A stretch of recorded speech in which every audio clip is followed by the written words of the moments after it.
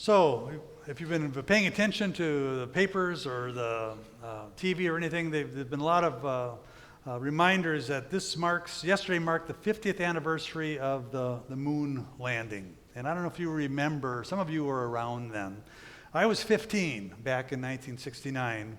And like many who grew up in that decade of the space race, I was fascinated by this project. I had made my little models of the Mercury and the Gemini and the Apollo, had them hanging from the ceiling. I flew, like to build these solid fuel rockets. I'd go out in the field and shoot rockets off. I was watching, there's a new show that just came out on TV. It was called Star Trek. It featured this multiracial, multinational crew that lived in a world that had eliminated poverty and war, and now could just go out and seek new civilizations. Like many kids my age, growing up during that time, we dreamed of maybe someday going to space, or at least having a flying car, all right? And I was sure by the year 2000, we would all have flying cars. It really was an amazing feat, considering that I've got more computing power in my phone than the lunar landing module did. It's a time when everything was changing, where anything seemed possible. There's been moments throughout our history where we've had those kinds of things, where all of a sudden our worldview gets expanded by something. I think of Lewis and Clark. All of a sudden, saying, we don't know what's beyond the river here, so let's spend a couple years and just go see what we can find. Is there a way to get to the West Coast from the Mississippi River? And they go literally into uncharted country, opened up a whole world that we knew very little about.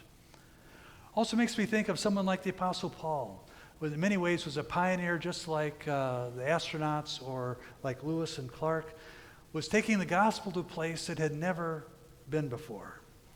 He didn't know how this was going to work, leaving sort of the territory where there was a Jewish faith was well established, going into Gentile country. The church was still being formed. They were still trying to figure out, what does it mean to be the church?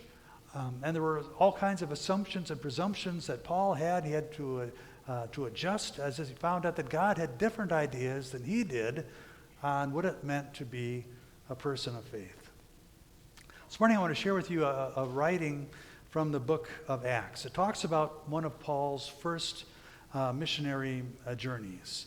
It's a passage that's being read all over our synod. People are reading this. We read it at our synod assembly, and it was sort of our theme verse. And we've been inviting congregations to discern on what does it mean to go into new territory. And this is what this verse is apart. To boldly go where no one had gone before, right? Uncharted territory. One of the difficulties of reading a Bible passage like this in the book of Acts is that we're not familiar with the geography. The names, many of them sound so foreign to us. We don't know whether it's a country or a city or a region or whatever it is. So in our reading from Acts 16, it includes some places we've heard before, like Galatia or Philippi. We know those names because Paul wrote letters to people who lived in Galatia and Philippi, and so we have the book of Galatians and Philippians. But other places like Phrygia or Mysia or Bithynia or Samothrace or Neapolis or Thyatira, Aludus, we say, I don't know what any of those things are. I couldn't pick them out of a map if I had to. So I'm going to read a different version of Acts 16, which I call the PSMG version, which is Pastor Steve's Midwest Geography version.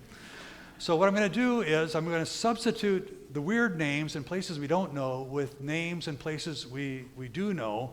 We're more familiar. So instead of stumbling over, is this a state? Is this a city? Is this whatever? We may get a better sense of what the movement and what it was like. So here's my version of it. If Paul had set out like Lewis and Clark instead of Paul. All right. So next, Paul and Silas traveled through the area of Illinois and Iowa because the Holy Spirit prevented them from preaching the word in Nebraska at that time. Coming to the borders of Minnesota, they headed north towards the metro Twin Cities. But again, the Spirit of Jesus would not allow them to go there. So instead, they traveled through Minnesota and went over to Red Wing. That night, Paul had a vision. A man from the St. Croix Valley in northern Wisconsin was standing there pleading with him, come to us in the St. Croix Valley. Help us. So we decided to leave for Wisconsin at once, having concluded God was calling us to preach the good news there. We crossed a bridge at Red Wing, went over to Hager City. Next day, we made our way up to Diamond Bluff. From there, we reached Prescott, the northern gateway of the Great River Road, definitely in the middle of Packer country. And we stayed there for several days. On the Sabbath, we went a little way outside the city, down to the river. We thought people would be meeting there for prayer. So we sat down to speak with some women who had gathered there. One of them was Lydia. She's from Chicago, a merchant of expensive purple cloth, a worshiper of God. As she listened to us, the Lord opened her heart. She accepted what Paul was saying. She and her household were baptized. She asked us to be her guests. If you agree that I am a true believer in the Lord, she said, come and stay at my house. And she urged us until we agreed. And so the gospel came to Prescott. Or using our biblical geography, the gospel came to what we now call Europe. They crossed the Aegean Sea, went from Asia into Europe. And once we get past all the funny names and stuff, we get this sense of movement, how they weren't sure where they were going and got redirected several different times and had unexpected encounters. This is the story of the church in Acts. This new world and this new context.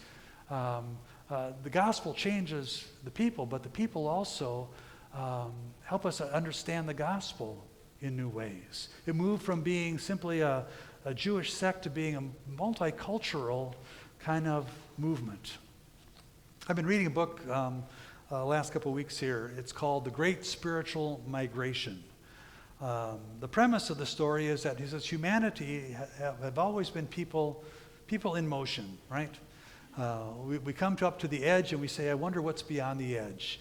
Every time we come to a frontier, we push into the frontier and see what is beyond that. We grow from the edges, but we keep growing. We are curious people, and that's how humanity has done. And Jesus himself was proved to be a person who was always in motion. Right? He didn't have a permanent home. There was no mailing address for Jesus. The first words that Jesus says is, follow me, right? We're going somewhere. Follow me. The very last thing he says is, go, leave. From the beginning to the end, it was all about movement. And the story of the early church was one certainly of movement as it spread all across the world. And as it did, there was all kinds of adaptations and changes as they figured out how to be the people of God in each unique setting. And so the Lutheran Church, in Prescott looks different than the Lutheran Church in Malawi does because of the context of where the gospel is being lived out. But as the church grew and changed, at some point it became less of a movement and became more static. It became, in many ways, institutionalized, right? And as we know, institutions tend to be change averse. Once you're established, all of a sudden you quit changing. And our job switches from changing and seeing what new things we can do to protecting this timeless system of beliefs handed down from the past, and we become guardians of that. Well, that was Jesus' experience. When we read the Gospels, his conflict he had was with religious leaders who said, our job is to make sure nothing changes, right? God said this, and we want to make sure that nothing ever changes with that. The difficulty was that God was continuing to change, doing new things, and because they were locked in on one way in which they did stuff, they failed to see that Jesus was from God, or that Jesus was bringing a new way for us to experience God. So Jesus experienced it with the Jewish faith. The same thing happens inside our Christian church. As time has gone on, innovation was seen as a threat. To say, you could to take a worship service and speak it in English instead of Norwegian was just they didn't know you could do that. All right, but we found we could. We could speak English as well as Norwegian or German or Swedish, and still God was there in the midst of us. In many ways, we've sort of frozen in time certain languages, practices, beliefs. But luckily, God continues to send prophets, has continued. Our whole story, this whole migration, has sent people to help lead us into new frontiers, into new ways of thinking. When we get stuck, people like the prophet Isaiah that Tom read about, Isaiah coming to the people and says, you're so stuck on just doing the sacrifices, the burnt offerings. He says, those are nice, those are good. There's a place for those, but what I really want is changed hearts. Isaiah does the same thing. He says, you're doing all the right stuff, but you've forgotten why you were doing them in the first place. It's a growing number of people, and I'm one of them, that are afraid. Let me see here. Here we are. That this brand, which we call Christianity, has in some ways been compromised. That it doesn't mean what it used to, or people make certain assumptions when they hear that word. Sometimes when I'm traveling, people say, "What do you do?" And sometimes I hesitate a little bit. If I say, I'm a Lutheran pastor, then no one will talk to me because they figure, either I've got, real, set views about things on that, or that, have been prejudged because of hearing that word. Because there's some people, however, they define a religion by which, TV station you listen to or what church you go to, sort of defines that. And so sometimes I say I work in human relations, but that's not true. I don't want to lose that distinctiveness, but saying who gets to define what Christianity is all about. This movement that began by being the people who included those who were outsiders. I mean, the distinctive thing about Jesus was he kept on including people that other people had excluded, and says, we're all children of God. The early church was the distinctive thing about the early church is that they cared about the orphans, the widows, the immigrants, those who were most vulnerable are the ones that they cared for when no one else did. And that became one of the defining characteristics of the people who followed Jesus. Now, it's not just Christianity. I think all the major world religions find themselves struggling with who gets to define what they are about. I think all the religions have outspoken factions that promote behavior which was quite different from what the founder of that religion was all about. And for many on the outside looking at Christianity are wondering what is this all about? For some, they did some interviewed young people, and they says, what is Christianity all about? And they say, well, it's anti-gay, anti-environment, anti-science, and all this because they've heard that from other sources, as opposed to saying, what is it for? Instead of just what is it against? When Jesus said we are for loving our neighbor as ourselves. We're about caring for this creation that God has given us. There's some who promote the idea that if you don't like something, you should leave it, right? As opposed to staying and working to make it better if you don't like how it is. Unfortunately, there's many who have left. I mean, the Christian church in our country is in a decline, and it's shrinking every day. And not just from people from the margins who weren't really committed at all. I've got good friends of mine who faith has been terribly important to them throughout their lives, who now don't go to church because they are so frustrated by hypocrisy or lack of action. And there's been times I've been tempted as well. I've told you a story before. Before I was a pastor, I was quite a whiner and complainer about the church and how awful things were, and it was how out of touch it was. And I finally had someone said, well, are you just going to whine and complain about it, or are you going to get in there and do something about it? Become a pastor. If you don't like how the church is, do it different. But there are some who have walked away from that. But I just can't do that. We need to. This is something important enough that the easy way is just to walk away from it. But I remember that the church has faced crises throughout its life, and somehow we survived the Middle Ages, right? There's been all kinds of other things where God has kept us, and brought His prophets forth to remind us what we are here for, and doing that. I think we as a church, not just Joy Lutheran, or not even just Lutherans, but I think we're poised on the edge of a new frontier.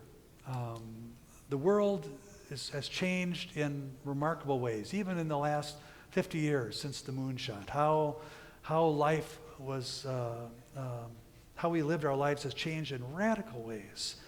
And the church has not always kept up with that, which leaves us with some big challenges. How are we going to be a church that moves into the future? There's always been big challenges for Lewis and Clark, challenges for the moonshot. There'll be challenges certainly for the church on how we move into a world that has changed with a word that the world still needs to hear. It'll take courage, commitment. It's not for the faint of heart. And over the next few weeks, we're going to be exploring some of that, what that might look like for us. So what does it mean, sort of to come up like Paul did and discern which direction do we go to this place and beyond. So next couple of weeks, we'll come back to this and work our way through this a little bit more. But I want to invite the band to come up and start doing this. Coming back up, there's a new song, relatively new song. I think it was written back in the 60s. The song is called I'm Going on a Journey, which really talks about this mysterious journey of life that starts with baptism and goes all the way through. It was written by a guy named Ken Larkin, who was a Lutheran pastor in Michigan. He was also a Bible camp director, was on Synod staff, and did some other things. He's an accomplished writer, but he would also do really interesting things. He would charter a tall ship, and he would do something called Theology Under Sail and take people out and sail in the Great Lakes and help people discover what new things God might be doing. He also would, during the 60s, he would travel around to Bible camps and colleges with this wonderful jazz musician from Harlem called Eddie Boromir. And they wrote songs, and one of them made its way into our hymn book. The song is called "I'm Going on a Journey," and so he wrote the song so they could teach it at Bible camps. So he would sing a line, and people could just sing back to him. So we're going to try it, and so we'll sing a line, sing back, except for the very last line. He said the very last line we'll sing together. By that time, you'll figure out how the song goes. So it's a little different than most of our songs. We've got everything in our hymn book. We've got polkas and waltzes and marches and all kinds of songs. This one, it really comes more from this jazz piano tradition that Eddie Boromir brought, and so it's got a little bit different feel than most of our songs.